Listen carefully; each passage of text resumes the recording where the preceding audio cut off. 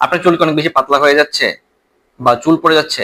আজকে ৩টি ওষুধের কথা বলবো। এই ৩টি ওষুধ খেলে আপনার চুলের গোড়া শক্ত হবে, চুল পড়া কমবে এবং নতুন চুল গজাতে সাহায্য করবে।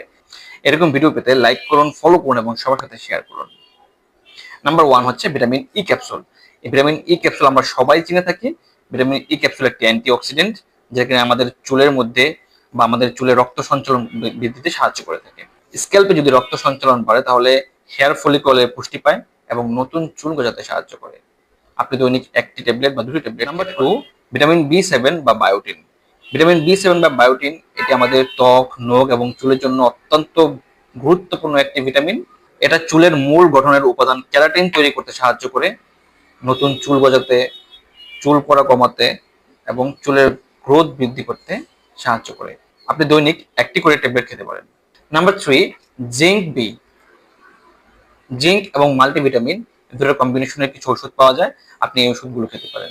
জিঙ্ক চুলের নতুন টিস্যু তৈরিতে সাহায্য করে এবং ইনফেকশনের মাত্রা কমিয়ে দেয়।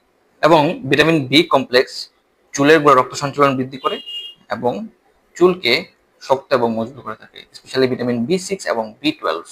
স্ট্রেসের কারণে যাদের অনেক বেশি চুল পড়ে যায় তাদের ক্ষেত্রে এই জিঙ্ক এবং ভিটামিন বি এর যে কম্বিনেশনটা পাওয়া যায় সেটা খুবই কার্যকর এবং চুল পড়া কমায়। আপনি চাইলে দৈনিক ১টি বা ২টি ট্যাবলেট খেতে পারেন।